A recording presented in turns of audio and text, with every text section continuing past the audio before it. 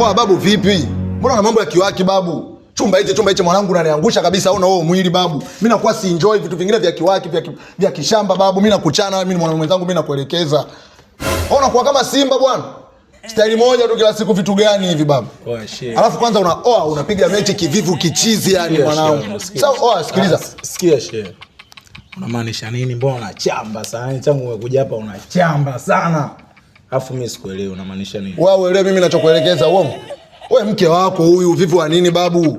Kila siku unafanya staili moja babu, mimi unaniboa bwana. Mimi naona leo nikwambie bwana, wewe kila siku hicho tu, sijui kifo cha miende, sijui nini, badilika bwana, mke wako huyu.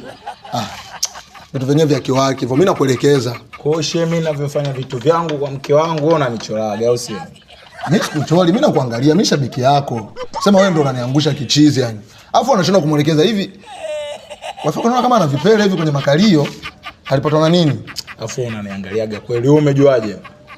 Mimi sina kuelekeza babu, mimi sina kuelekeza vitu vidogo, mimi nakupa mbinu. Kaza zako hapo, nenda zako Kariakoo, mtaa wa Mafia na Jangwani, Mawenzi Cosmetics pale wanauza vipodozi vikali ambavyo vitamfanya ataonekana smart.